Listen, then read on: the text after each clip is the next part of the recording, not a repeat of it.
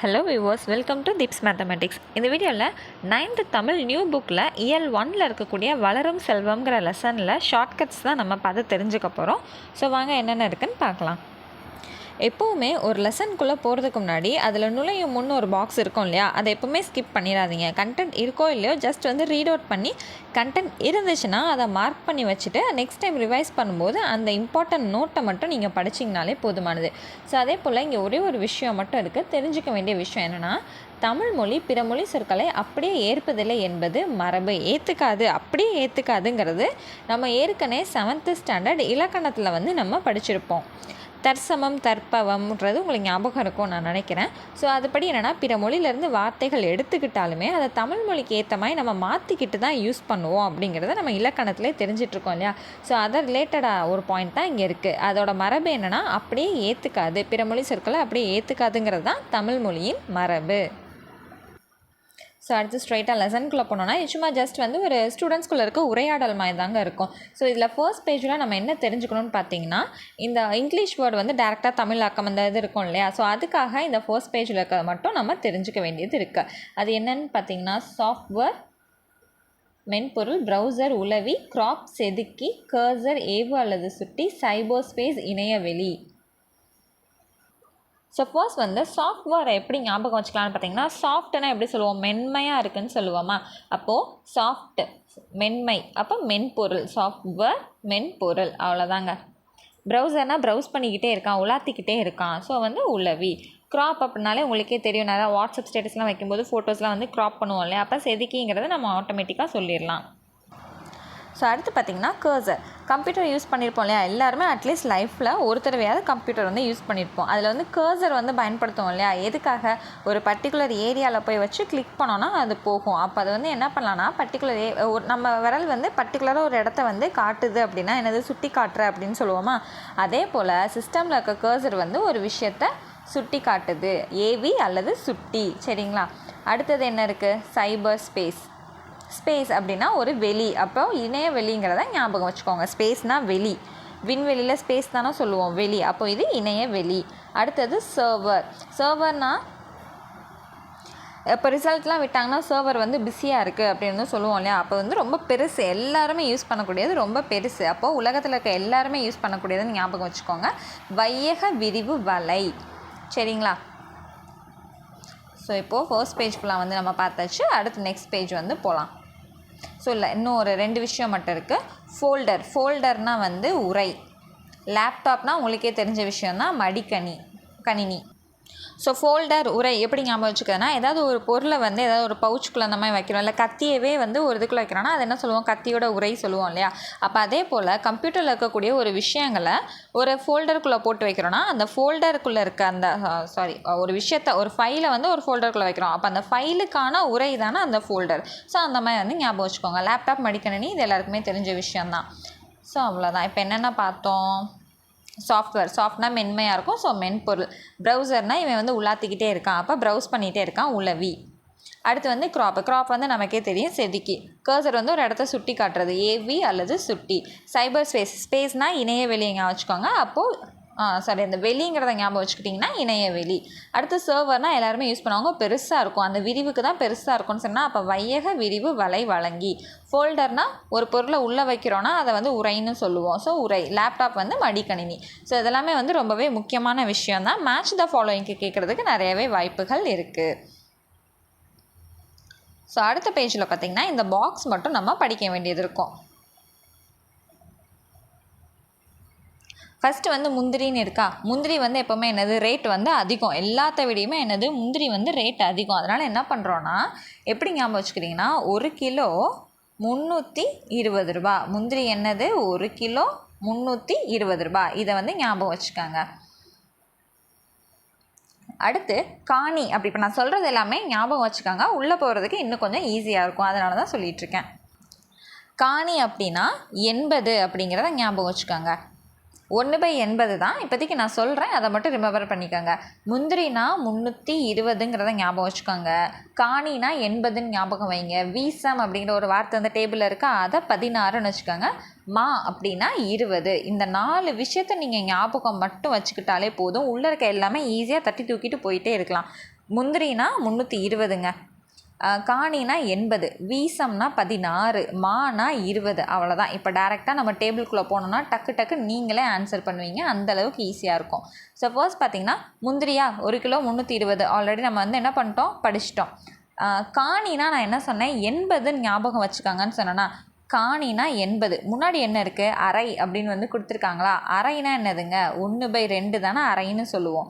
Into காணி வந்து என்னென்னு ஞாபகம் வச்சுக்க சொன்னேன், 80ன்னு ஞாபகம் வச்சுக்க சொன்னேன்னா, அப்போது இங்கே எல்லாமே என்னென்னா 1/, தான். இங்கே முந்திரிக்கு 1/320 போட்டோம் இல்லையா, அதே மாதிரி தான் நான் சொன்ன எல்லா விஷயமே 1/ல தான் போடணும். அதாவது நான் சொன்ன விஷயங்கள் மட்டும், முன்னாடி வர்றது எல்லாமே அவங்க கொடுக்குறத பொறுத்து. சரி, 1/2 1/80, பிகாஸ் இது வந்து அரை காணி அப்படின்னு கொடுத்தாங்களா. இப்போ பார்த்தீங்கன்னா 1 × 1 என்ன வரும், 1ன்னு வந்துடும். 2 × 80 160. இப்போ அரைக்காணிக்கு நமக்கு என்ன கிடச்சிருக்கு, 160ன்னு கிடச்சிருக்கா.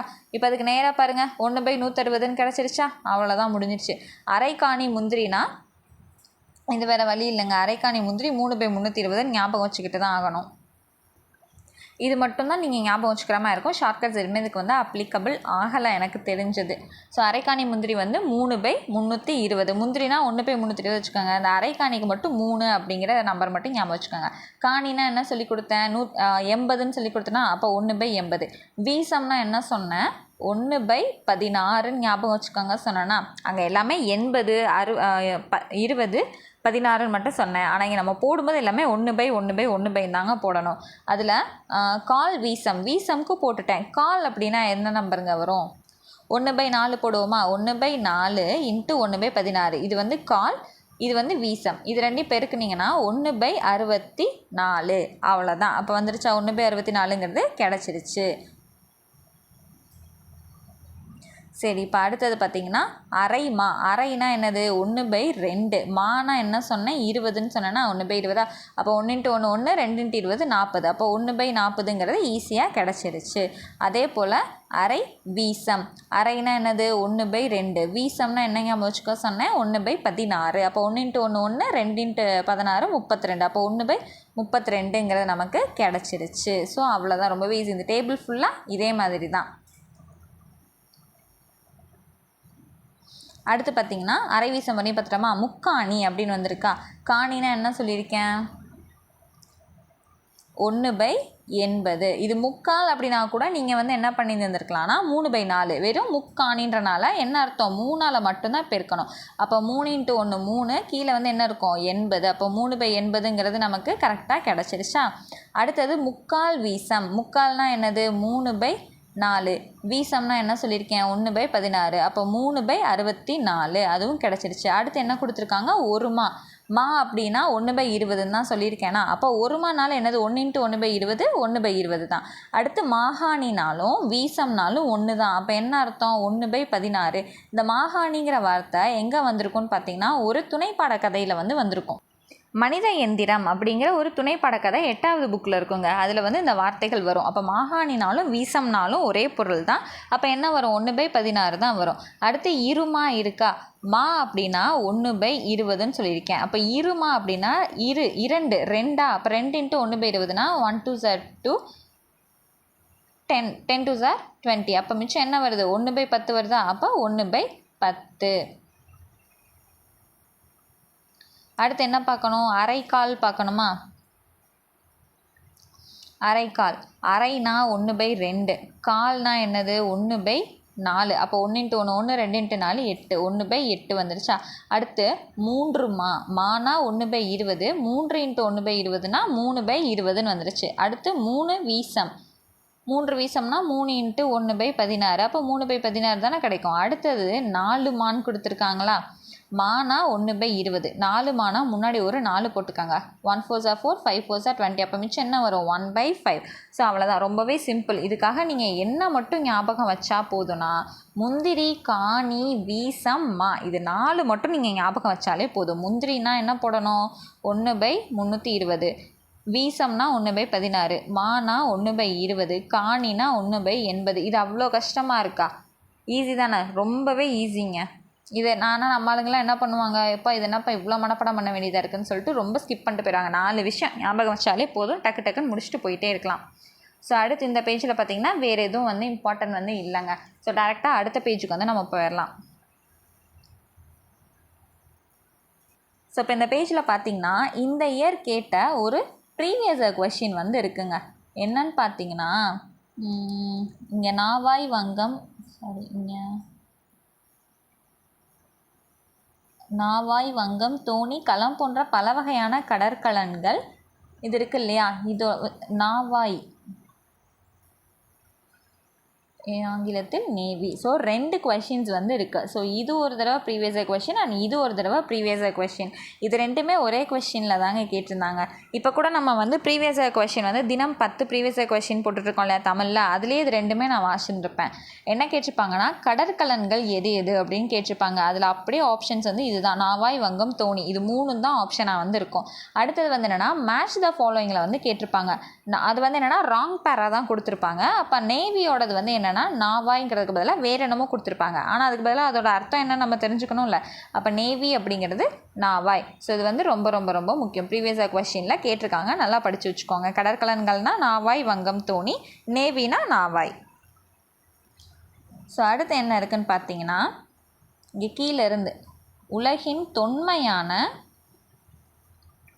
மொழியாகவும் செவ்வியல் மொழிகளுள் ஒன்றாகவும் திகழ்வது கிரேக்க மொழியாகும். உலகத்திலே ரொம்ப தொன்மையான மொழியாகவும் செவ்வியல் மொழி கிளாசிக்கல் சொல்லுவாங்க இல்லையா, ஸோ அதில் வந்து ஒன்றாகவும் இருக்கக்கூடியதான் வந்து என்னது கிரேக்க மொழி. ஸோ அடுத்து வந்து என்ன படிக்கணும்னா அந்த கிரேக்க மொழியில் இருக்கக்கூடிய விஷயத்தையும் தமிழையும் வந்து கம்பேர் பண்ணி சொல்லியிருப்பாங்க. ஸோ அந்த விஷயங்கள் வந்து நம்ம கொஞ்சம் தெரிஞ்சுக்க வேண்டியது இருக்குது. ஸோ இங்கே தான் தமிழில் வந்து பா அப்படிங்கிறது நம்ம என்ன சொல்லுவோம், பா வகைகள் அப்படின்னு சொல்லிட்டு வெண்பா ஆசிரியப்பா அதெல்லாம் வந்து சொல்லுவோம் இல்லையா. ஸோ அதே போல் பாவகை அப்படிங்கிறது கிரேக்க மொழியில் என்னென்னா பாயி யோனா அப்படிங்கிறத வந்து குறிப்பிடுவாங்களா இலியாத் அப்படிங்கிறதுல. இலியாத் அப்படின்னா என்னென்னா கிமு 8ஆம் நூற்றாண்டோட கிரேக்க மொழியில் எழுதப்பட்ட ஒரு காப்பியம் தான் இலியத். என்னென்னா கிமுங்க கிறிஸ்து பிறப்பதற்கு முன்னாடி, பொது ஆண்டுக்கு முன்னர் கிமு 8 கிரேக்க மொழியில் எழுதப்பட்ட ஒரு ஃபேமஸான இலியத் காப்பியம். அந்த இது வந்து ரொம்பவே முக்கியம், இது தெரிஞ்சு வச்சுக்கோங்க. ஸோ அதில் வந்து என்னென்னா பாவகை வந்து பாயி யோனா அப்படின்னு சொல்லி பாடியிருப்பாங்க. அது யாருக்காக பாடியிருப்பாங்கன்னா அப்போலோ அப்படிங்கிற ஒரு கடவுளுக்காக பாடுவாங்க. யாருக்குன்னா அப்போலோ அப்படிங்கிற ஒரு கடவுளுக்காக.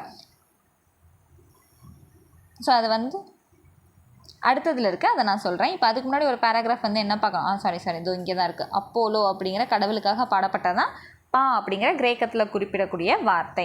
அடுத்த பேராகிராஃபில் என்ன இருக்குதுன்னு பார்த்தீங்கன்னா நம்ம வந்து வெண்பா சொல்லுவோம் இல்லையா, அது வந்து வெண்பா, அதோட ஓசை வந்து என்னது செப்பல் ஓசையா. ஸோ அதே போல் கிரேக்க மொழியில் அது என்னன்னு சொல்லுவாங்கன்னா சாப்போ. வெண்பா அப்படிங்கிறத அவங்க என்னன்னு சொல்கிறாங்கன்னா சாப்போ அப்படின்னு வந்து சொல்கிறாங்க. ஸோ அடுத்து ஆங்கிலத்துக்கு போய் அது லத்தீனுக்கு வந்ததுக்கப்புறம் அந்த வேர்டை வந்து என்னன்னு சொல்கிறாங்க அப்படின்னா சேப்பிக் ஸ்டான்ஸா அப்படின்னு வந்து சொல்கிறாங்க. ஸ்டான்ஸானா நமக்கே தெரியும். இன்னொன்று என்னென்னா சேப்பிக் அப்படிங்கிற மட்டும் ஃபஸ்ட்டு என்ன சொன்னாங்க சாப்போன்னு சொல்லி கிரேக்கத்தில் சொல்கிறாங்க. அதுக்கப்புறம் ஆங்கிலத்தில் சேப்பிக் ஸ்டான்ஸா அப்படின்னு சொல்கிறாங்க. அதை தான் நம்ம என்னன்னு சொல்கிறோம் வெண்பா, வெண்பாவில் இருக்கக்கூடிய செப்பல் ஓசை அப்படிங்கிறத பற்றி நம்ம சொல்கிறோம். அடுத்த பாயிண்ட் என்னென்னு பார்த்தீங்கன்னா பா சுவைகளில் ஒன்றான இளிவரல் அப்படிங்கிறது நம்ம வந்து என்ன சொல்லுவோம்னா இளிவரல் அப்படிங்கிறது அது வந்து என்னென்னா துன்ப சுவை, துன்ப பாடல்கள். அந்த துன்ப சுவையை வந்து கிரேக்கத்தில் இலிகியா அப்படிங்கிறாங்க. இதெல்லாம் நம்ம ஏன் பார்த்துக்கிட்டு இருக்கோம்னா நம்மளோட தமிழ் மொழியும் கிரேக்கத்தில் இருக்கக்கூடிய சில சொற்களும் ரொம்ப வந்து ஒத்துப்போகுது, தமிழ் மொழியில் இருக்கக்கூடிய வார்த்தை போலவே இருக்குது அப்படிங்கிறத தான் இங்கே கம்பேர் பண்ணி சொல்லியிருக்காங்க. வேறு ஒன்றும் பெரிய விஷயம் வந்து கிடையாது. அப்போ நம்ம இளிவரல்னு சொல்லக்கூடிய வார்த்தையை அவங்க இலிகியா அப்படின்னு வந்து யூஸ் பண்ணியிருந்திருக்காங்க. ஸோ அடுத்தது பார்த்திங்கன்னா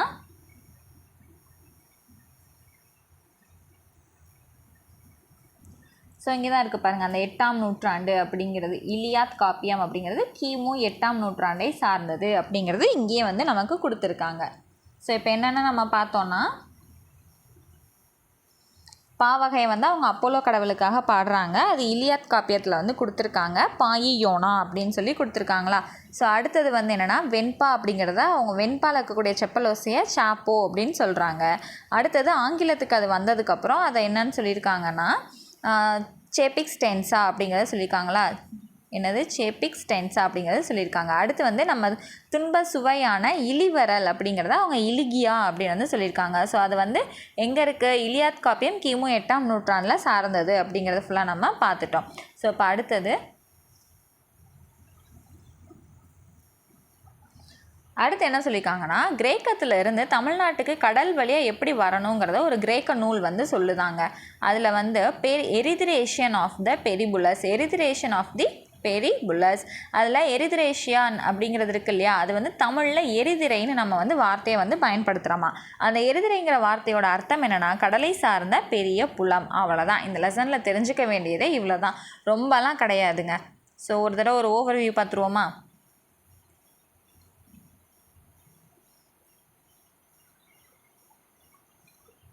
ஸோ ஃபர்ஸ்ட் வந்து நம்ம என்ன படித்தோம், இதெல்லாம் படித்தோம். சாஃப்ட்வேர்னால் என்ன, browser, crop, cursor, cyber space இதெல்லாமே படித்தோம். Folder, laptop. ஸோ இது வந்து ரொம்பவே ஈஸி தான். அடுத்து முந்திரினா 1/320, காணினா 1/80, வீசம்னா 1/16, மா அப்படின்னா 1/20 அப்படிங்கிறது படித்தோம். 2வது பேஜில் இவ்வளோ தான் படித்து தெரிஞ்சுக்கிட்டோம். 3வது பேஜில் அடுத்து என்ன பண்ணோன்னா 2 ப்ரீவியஸ் இயர் கொஷின் வந்து பார்த்தோம். என்ன பண்ணோம், நாவாய், வங்கம், தோணி, இது வந்து கடற்கலன்கள்னு பார்த்தோம். நாவாய்னா நேவி, நேவினா நாவாய், நாவாய்னா நேவி, இந்த விஷயத்தை பார்த்தோம். உலகிலேயே தொன்மையான மொழிகள்லையும் செவ்வியல் மொழிகள்லையும் ஒன்றானது தான் வந்து கிரேக்க மொழிங்கிறத வந்து நம்ம தெரிஞ்சுக்கிட்டோம். ஸோ அடுத்த பேஜில் தான் கொஞ்சம் எக்ஸ்ட்ரா கண்டென்ட் பார்த்தோம். பட் அது நீங்கள் ரிவைஸ் பண்ண அது உங்களுக்கு டக்குன்னு ஞாபகம் வந்துருங்க. அது ஒன்றும் பெரிய விஷயமே இல்லை. நம்ம வந்து பா அப்படின்னு பாடுறோம், அவங்க பாயியோனான்னு சொல்லிட்டு எங்கே சொல்கிறாங்க, இலியாத் காப்பியத்தில் சொல்கிறாங்க. இலியாத் காப்பியம் கிமு 8ஆம் நூற்றாண்டை வந்து சேர்ந்தது கிரேக்க காப்பியம் அது. அடுத்து வந்து நம்ம வந்து செப்பல் ஓசையில் இருக்கக்கூடிய வெண்பால் இருக்கக்கூடிய செப்பல் ஓசையை அவங்க வந்து சேப்பிக் அப்படின்னு வந்து சொல்கிறாங்க, சாப்போன்னு சொல்கிறாங்க. இங்கிலீஷில் சேப்பிக் ஸ்டான்ஸான்னு வந்து சொல்கிறாங்க. நம்ம இலிவரல் துன்ப சுவை வந்து அவங்க இலிகியா அப்படின்னு வந்து சொல்கிறாங்க. இது எல்லாத்தையும் எங்கேருந்து பார்த்தோம் அப்படின்னா கிமு 8ஆம் நூற்றாண்டை சேர்ந்த இலியாத் காப்பியத்தில் வந்து பார்க்குறோம். அதுக்கப்புறம் வந்து கடல் வழியாக தமிழ்நாட்டுக்கு எப்படி வரணும் அப்படிங்கிற விஷயத்தை வந்து ஒரு கிரேக்க நூல் வந்து சொல்லுது, எரித்ரேஷன் ஆஃப் த பெரிபுலஸ். அதில் எரிதிரை அப்படிங்கிறது என்னென்னா கடலை சார்ந்த பெரிய புலம் அப்படிங்கிறது. அவ்வளோதாங்க. இது ரொம்ப கஷ்டமாக திரும்ப ரீட் பண்ணிங்கன்னா உங்களுக்கே மெமரைஸ் ஆயிரும். அவ்வளோதான். அடுத்த ஒரு பேஜில் ஒரு ப்ரீவியஸ் இயர் கொஷின் இருக்குது, அதை மட்டும் பார்த்துக்கலாம். ஸோ அதுக்கு முன்னாடி பார்த்திங்கன்னா இது வந்து நமக்கு ரொம்ப ரொம்ப முக்கியம். 6th ஸ்டாண்டர்ட்லேருந்து அட்லீஸ்ட் ஒரு பேஜ்லையாவது இது நம்ம பார்த்துக்கிட்டே தான் இருப்போம். கவுங்க செரு சு ஏ ஆ கு கா 0, இது வந்து கம்பல்சரி தமிழ் எண்கள் நம்ம படித்து தான் ஆகணும். ஸோ இம்பார்ட்டண்டாக ஒரு ப்ரீவியஸ் இயர் கொஷின் சொன்னேன் இல்லையா, அது இங்கே தான் இருக்குது. என்னன்னு பார்த்தீங்கன்னா பென்சில், பென்சிலோட தமிழாக்கம் என்ன அப்படின்னா நம்ம என்ன சொல்லுவோம், எழுதுகோல்னு சொல்லுவோம். ஆனால் அது கிடையாது, கரிக்கோல். பியூரஸ்டான தமிழாக்கம் அப்படின்னா கரிக்கோல். ஸோ இதை தான் வந்து கேட்டிருந்தாங்க, பென்சிலோட தமிழாக்கம் என்ன அப்படிங்கிறது கேட்டிருந்தாங்க. ஆனால் அங்கே என்னென்னா தப்பாக மேட்ச் பண்ணி கொடுத்துருந்தாங்க. என்ன கொடுத்துருந்தாங்கன்னா எழுதுகோல் தான் கொடுத்துருந்தாங்க. அதுக்கு பதிலாக இருங்க அந்த கொஷினே நான் உங்களுக்கு என்னென்னு சொல்கிறேன். ஸோ என்னென்னா ஃபர்ஸ்ட் வந்து பென்சில் கொடுத்துருந்தாங்க, வேறு ஒரு ஆப்ஷன் ஃபைல் அப்படின்னு கொடுத்துட்டு கோப்புகள் அப்படின்னு கொடுத்துட்டாங்க. நான் ஜஸ்ட் ஒரு வேர்டு மட்டும் எழுதுகிறேன், கோப்புகள் கொடுத்துட்டாங்க. அடுத்து பேப்பர் அப்படின்னு சொல்லிட்டு தாள்னு கொடுத்துருந்தாங்க. என்ன கொடுத்துருந்தாங்க, தாள் அப்படின்னு கொடுத்துருந்தாங்க. ஜெராக்ஸ்ன்னு சொல்லிட்டு வேறு ஏதோ கொடுத்துருந்தாங்க, ஜெராக்ஸ்னே தான் தமிழில் கொடுத்துருந்தாங்க. ஸோ அப்போ அதுவும் தப்பா, பேப்பர்னால் தாள்னு தான் நம்ம நினைப்போம், பென்சில்னால் எழுதுகோல் தான் நம்ம நினச்சிருப்போம். ஆனால் ஃபைல் கோப்புகள்ங்கிறது மட்டும்தான் சரியான இணையாக வந்து அங்கே இருந்துச்சு. ஏன்னா பென்சில்ங்கிறது நம்ம வந்து கரிக்கோல் அப்படிங்கிறது தான் தமிழாக்கம், பென்சில்ங்கிறது கரிக்கோல்னு வந்து நம்ம சொல்லணும். பேப்பர் அப்படின்னா என்ன சொல்லணும், காகிதம். அப்போ என்ன ஆயிடுது, ஆட்டோமேட்டிக்காக அந்த பென்சிலுங்கிறது நமக்கு அங்கே தப்பாயிடுச்சு, எழுதுகோளுங்கிறது காகிதம் வந்து தாள், அந்த பேப்பர் தாளுன்னு தப்பாயிடுச்சு. ஜெராக்ஸுக்கு ஜெராக்ஸ்ன்னு தான் கொடுத்துருந்தாங்க, அதனால் அது ரிஜெக்ட் பண்ணிடலாம். அப்போ ஃபைல் கோப்புகள்ங்கிறது மட்டும்தான் அந்த இடத்துல சரியானதாக இருந்துச்சு. ஸோ அங்கங்கே இருந்து தான் எடுத்திருந்தாங்க, எல்லாமே ஒரே இடத்துலேருந்து எடுக்க கிடையாது, நிறைய இடங்கள்லேருந்து தான் நமக்கு எடுத்து கொடுக்குறாங்க. அதில் பென்சில் அப்படிங்கிற ஒரு விஷயம் மட்டும் இந்த பேஜில் இருந்துச்சுங்க. ஸோ அடுத்து வேறு என்ன இருக்குதுன்னு பார்த்தீங்கன்னா, ஸோ அவ்வளோதான். அடுத்து வந்து இலக்கணத்தை வந்து நெக்ஸ்ட் வீடியோவில் வந்து பார்க்கலாம். தேங்க்யூ.